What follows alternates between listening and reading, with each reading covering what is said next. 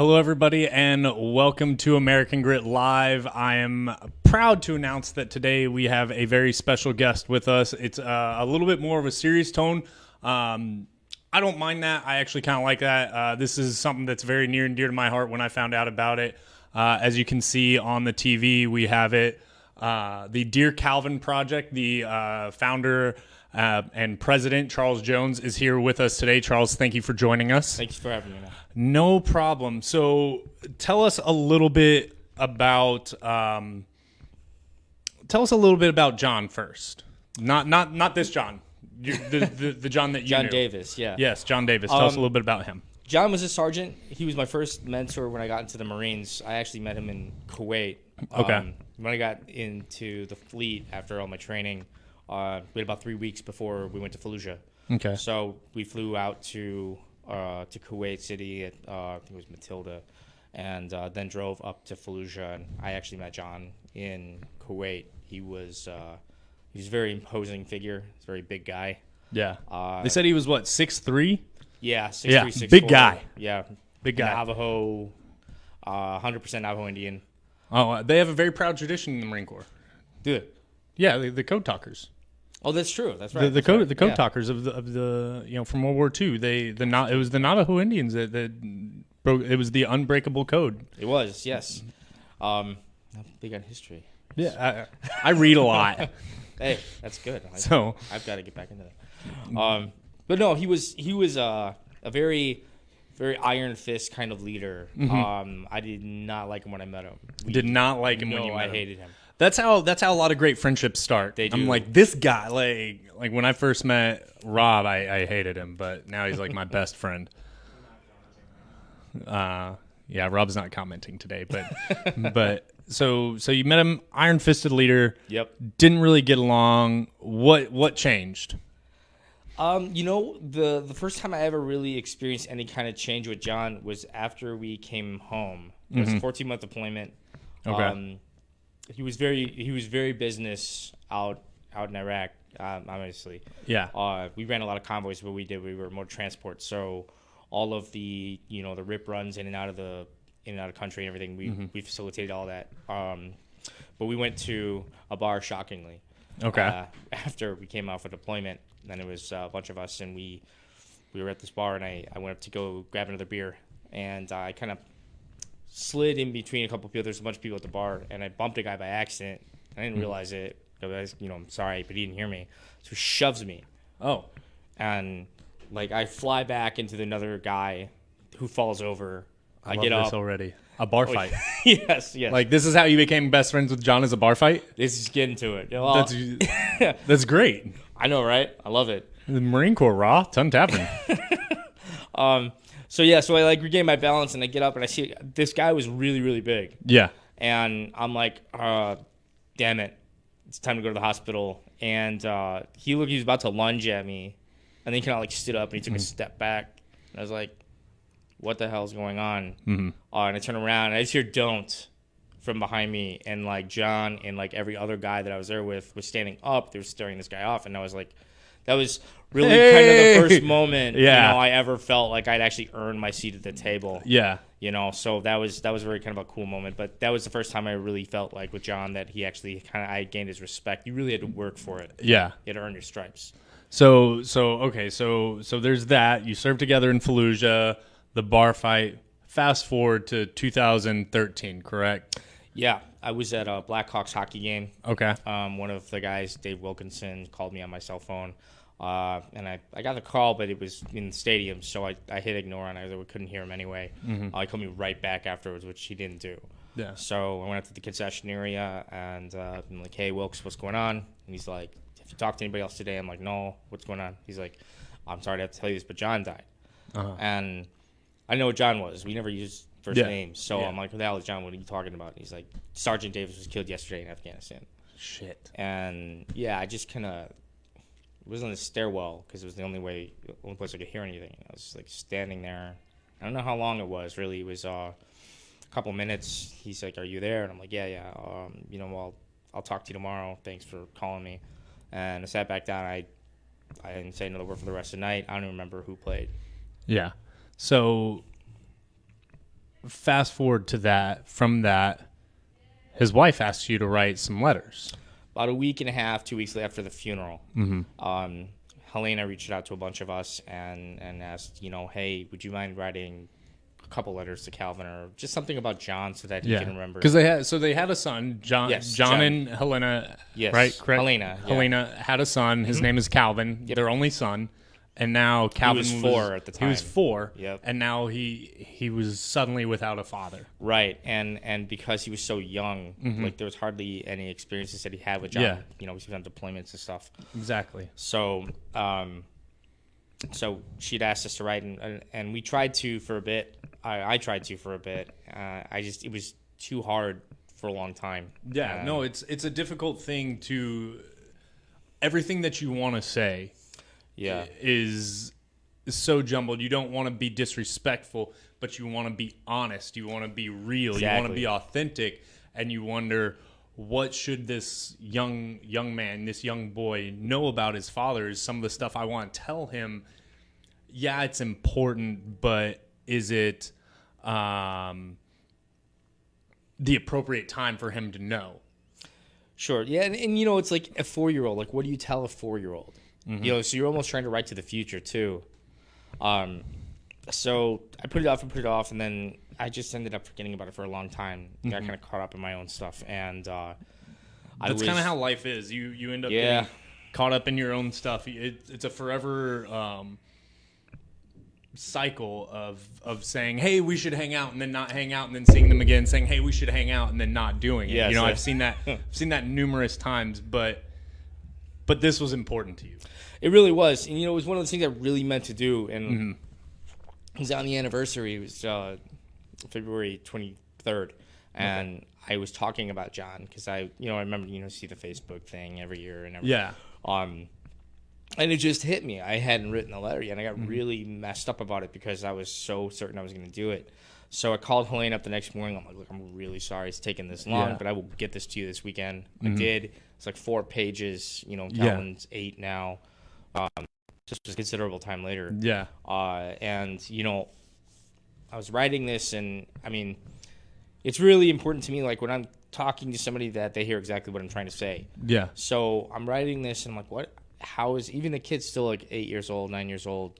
How are they going to read this? What are they going to think? Yeah. What are they going to understand about war? Right. Like, that's still, like, I mean, even until the point that I was in high school, and I think the same goes for you, we still didn't have this full understanding of what war meant. Like, we thought we knew what it was because we saw it in movies. Sure. And we heard about it on the TV. And so we thought we knew, but nothing really ever prepares you adequately for the reality of what it is. No. It prepares you for, like, a few moments. Yeah. A little bit, and it's still completely, abstract. But exactly. Yeah. So I was thinking, it would be better. Obviously the best way is to have a person-to-person conversation with them. Yeah. Right. But you can't do that more than once or twice in your life. Yeah. Especially if somebody's in Arizona, which they're living in Arizona. Okay. So I thought, maybe if I recorded myself either reading this or talking about John or something, that he would have something to watch later. Yeah. And I just kind of ran with that. It's like, well, I called Helene up. I'm like, do you have any other friends that might want to, or that John knew real well? Because we were real close friends by the end. So, maybe a week later, I had 8 other people, in the 9 including myself, that were committed to go to Atlanta to do this, and then one of them ended up in warrant officer course, so he couldn't make it. Okay. But So what the Dear Calvin Project is, as we've been talking and building this up, what it is Charles and a lot of the other Marines that knew John before he was killed sat down and wrote handwritten letters to John's surviving son, telling Calvin what their father was like.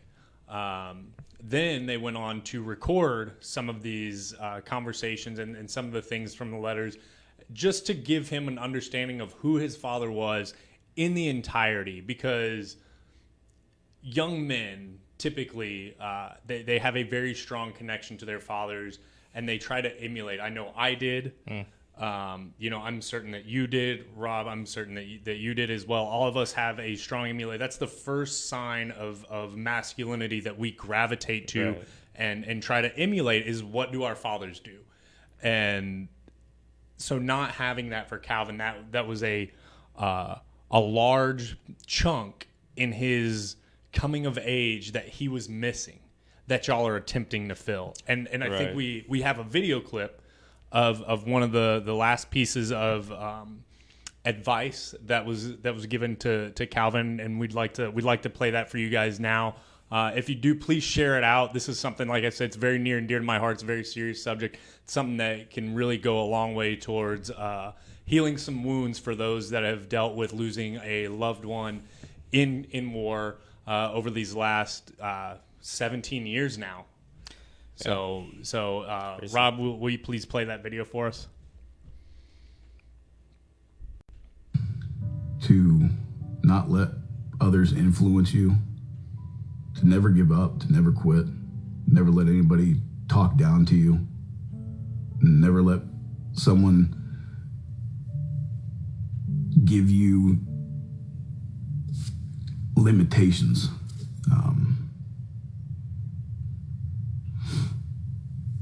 And to fish.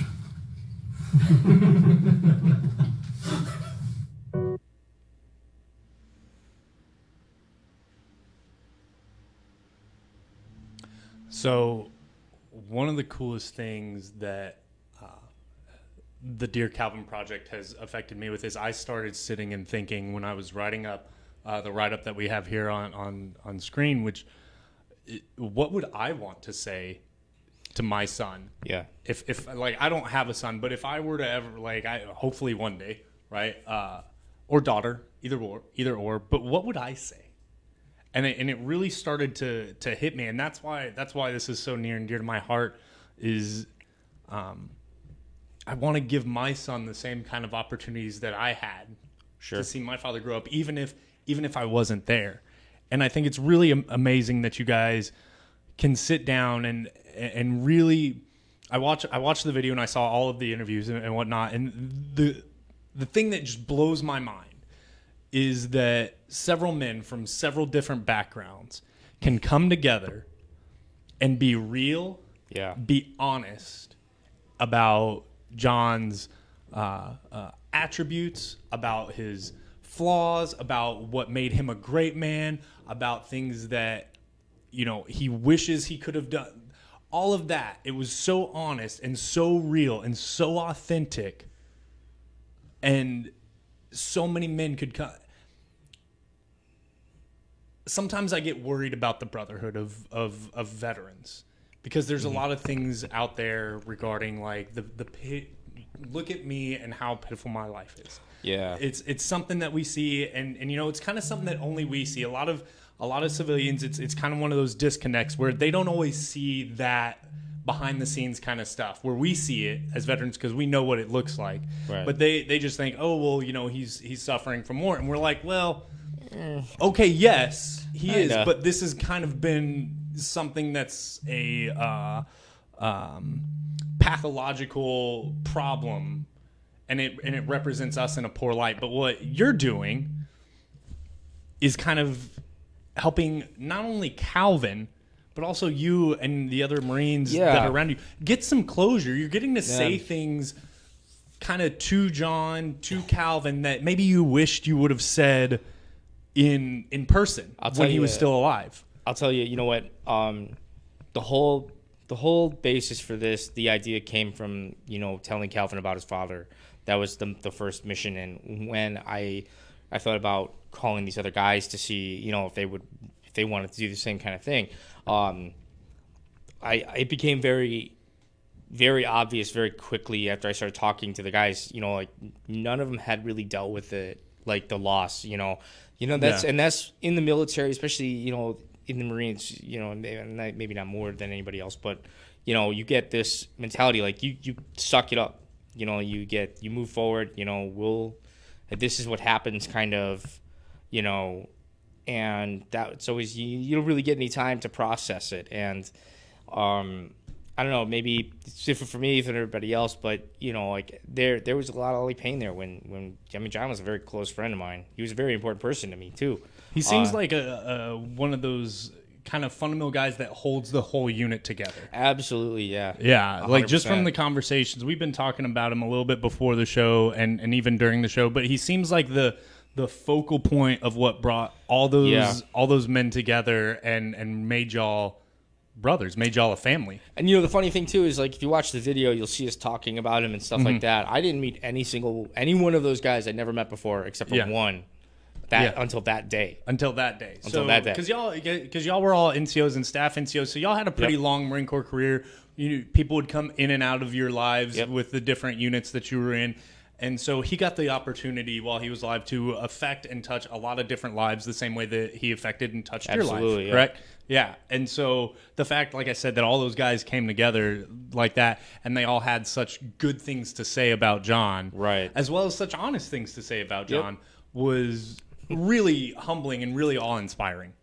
Well, I appreciate that a lot, and that's what I want to do is I want to try to help these kids and these families remember their loved one and to so that their stories don't get forgotten. Like such interesting people, such interesting important people, and unfortunately they're cut down before their time. And they have these stories that are being told, but they get lost in the ages, by people talking about them as opposed to them talking about it or telling their side of it. I mean, I can think of several guys from my battalion.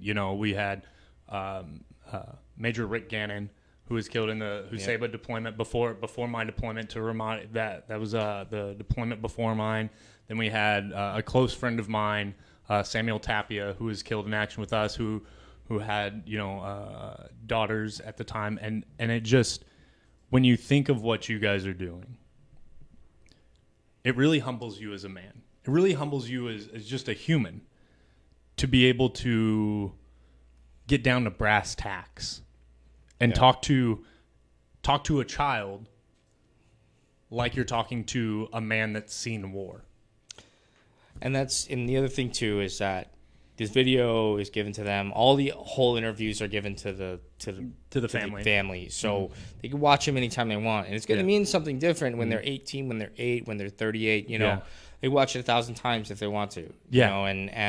But that's the thing is it's being talked to. The person is being talked to like they're still kind of in the room.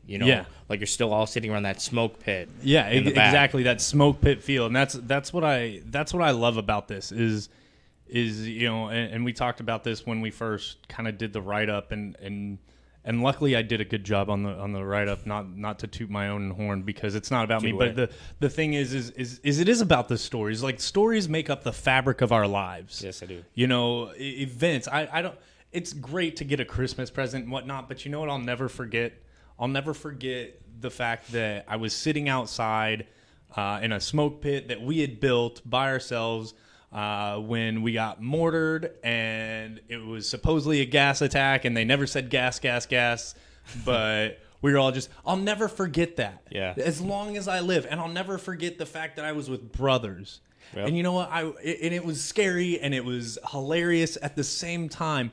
And those are the kind of stories that make up the fabric of our lives. And you'll never forget the story about when you were in a bar, and you almost got just taken to a beating. Like he was going to take you to a beating, and there was no choice that you had in the matter. No. But John stood up along with the other Marines in the room and had your back, and you'll never forget that. Never. That'll be something that, till the day you die, that'll be something that's etched in your memory, and that'll be something that Calvin knows about his dad, is that his dad stands up for his friends. Yeah, absolutely. And that kind of stuff.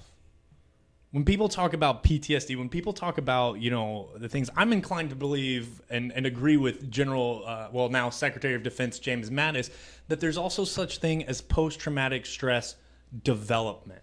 Sure. Like, you will grow from it. Yeah. And I think when we rehash a lot of these stories and we really start to examine them at their very core, that we can really learn a lot about not just ourselves, but the people that we fought next to. Mm-hmm. And so with that being said, I'd like to ask you, Sure. what is, aside from the bar fight, what is your favorite memory of John? Okay, so my first real convoy in Iraq, we just got to Fallujah, and we were starting to take supplies out towards the forward areas, and it was, I can't even remember, honestly. It was, we were driving around Fallujah for most of the time, but this time we couldn't. Which is a nice place. Oh, it's great. It's a lovely. great place. Fallujah in 2004. Wonderful place. If you get the chance to go back in time and visit Fallujah in 2004, yes, should definitely do it. Almost all the buildings are still standing. Yeah, almost all of the buildings. Amazing. Almost no bullet holes in any of the buildings. Well, yeah, but so we're out and we're driving, and we end up getting kind of turned around.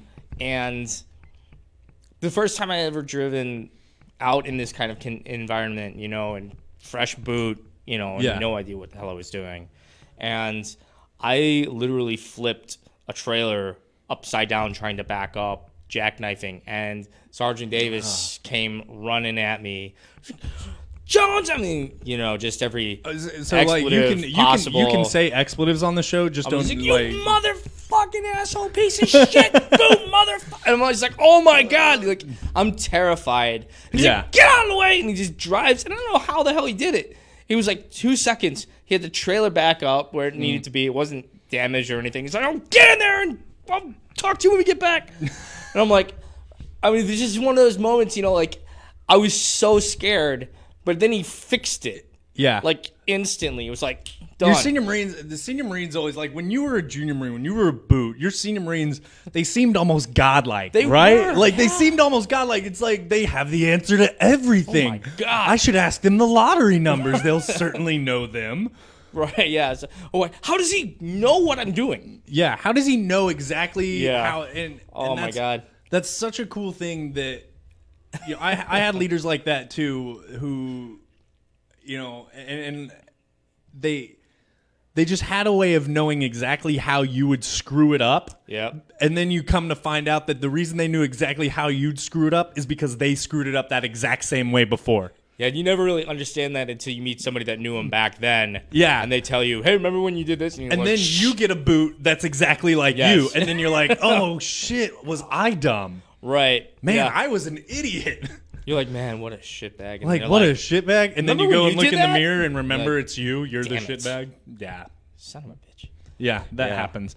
That happens. But so kind of run through the process now of what the Dear Calvin Project does. So you do the letter and then the video, or get a little bit more details in on that. So somebody will like basically submit a form and like ask, you know, okay, and we'll start contacting people. Yeah. And the very first thing for people to be involved in it, they got to write a letter.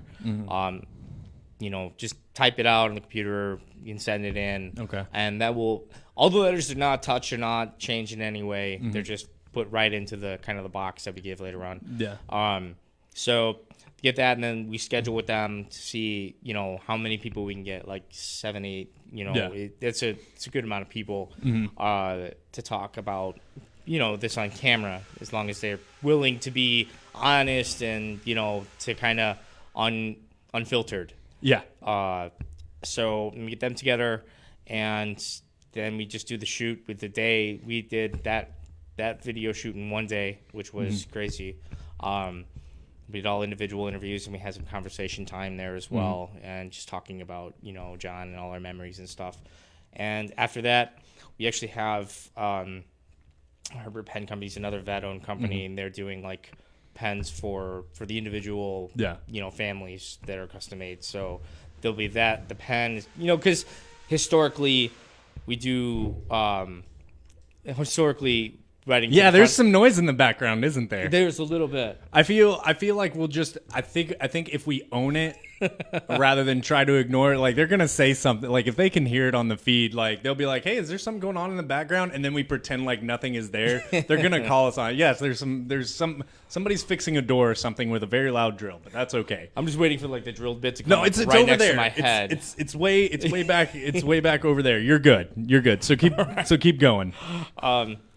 So yeah, so I mean, historically, you know, people would write letters to the front line. That's how we communicate with our troops overseas. So that's kind of paying homage to that, and that's what the letters are about. So there's a handwritten copy and there is a typed copy because you can't read what I read. Sometimes you can't read the chicken scratch. Yeah, exactly. Yeah, I get that. I understand. There's that. There's a thumb drive that's got all of the files on it, the videos of all the interviews and the conversations, and there's the pen and there's one thing from each guy. Yeah. So when we do the presentation, there's a box that's made for the person.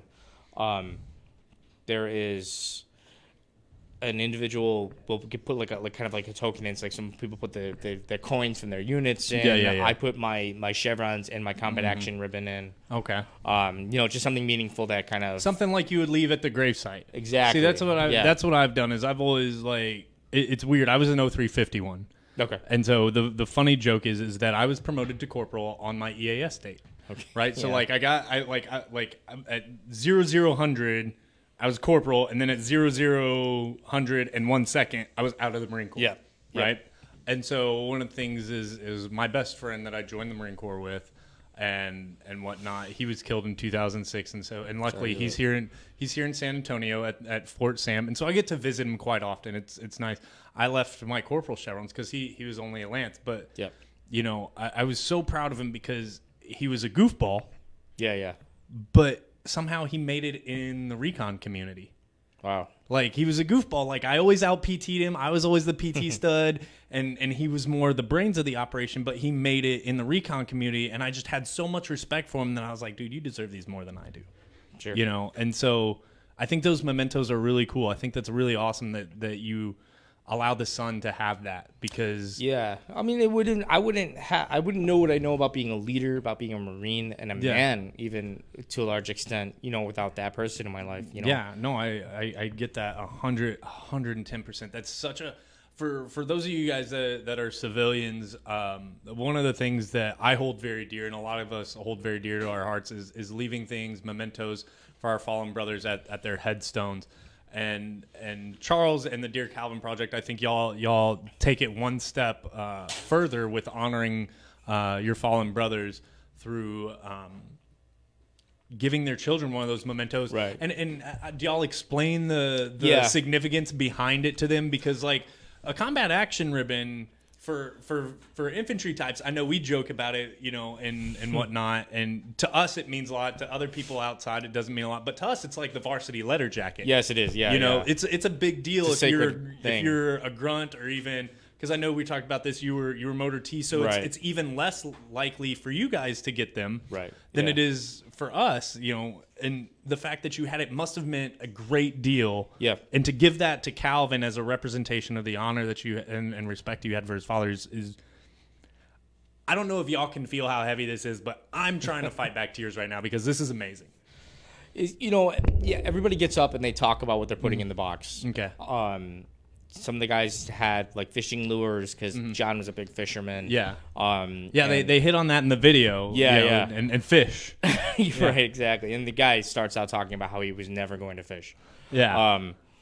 But yeah, no, it's something meaningful. Like for me, it was, he taught me how to be a leader, but it also got me through a lot of situations overseas. And Motor T, we were out on the road a lot, so there was, we would get hit every once in a while and stuff, and it was not as dangerous a deployment maybe as it seemed like it would have been, but for the amount of time we were overseas. Yeah. But, still, to get through something like that, and also taught me a lot of how to get through my own crises, like in my own life later on. Yeah. There's a point where I talk about how, I had to be able to generate my own strength later to get through some of the harder days in my life.